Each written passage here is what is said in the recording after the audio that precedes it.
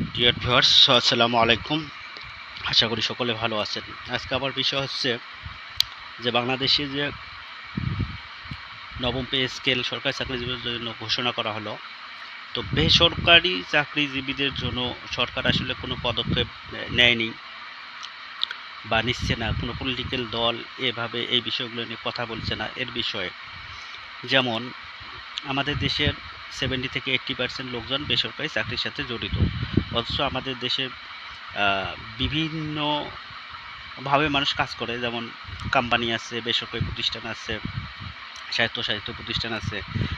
Specially বিশেষ করে কিছু কোম্পানি আছে যেগুলো মার্কেটিং সেক্টরে জড়িত। এই সমস্ত মার্কেটিং সেক্টরের আসলে যে প্রতিষ্ঠানগুলো আসলে তারা নিয়োগের ক্ষেত্রে মানে লোকজনদেরকে নিয়োগ দিচ্ছে।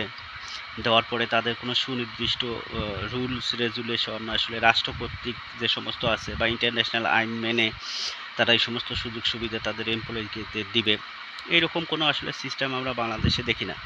মালিকপক্ষ যেভাবে চাচ্ছে সেভাবে লোক নিয়োগ দিচ্ছে, যখন খুশি লোক ছাঁটাই করতেছে, আবার লোক নিয়োগ দিচ্ছে।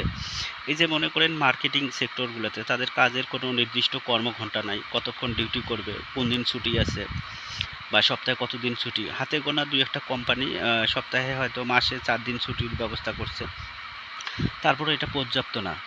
একটা সময় আপনারা জানেন যে বাংলাদেশে কিছু বিদেশি ফার্মাসিউটিক্যাল কোম্পানি তারা বাংলাদেশে তাদের ব্যবসা পরিচালনা করতো। তখন কিন্তু ইন্টারন্যাশনাল আইন মেনে তারা এমপ্লয়ি নিয়োগ দিত। বাট ওই সমস্ত প্রতিষ্ঠান যখন চলে যায় বাংলাদেশ থেকে বা কিছু শাখা রেখে যায়, এখন কিন্তু বাংলাদেশের যারা মালিকপক্ষ আছে তারা কিন্তু ওই ইন্টারন্যাশনাল আইন বলেন বা শ্রমিকদের অধিকারগুলো নিশ্চিত করে তারা যে লোকজন নিয়োগ দেবে, এরকম আইনের বালাই তাদের কাছে নাই। সেই ক্ষেত্রে আমি রাষ্ট্রের কাছে আবেদন করব, রাষ্ট্র যেন এই বিষয়গুলো নিয়ে রুলস রেজুলেশন তৈরি করে তাদের নির্দিষ্ট কর্মঘণ্টা সিলেকশন করে দিবে, তারা কতক্ষণ ডিউটি করবে, কাজে কখন যাবে, কাজ থেকে কখন আসবে।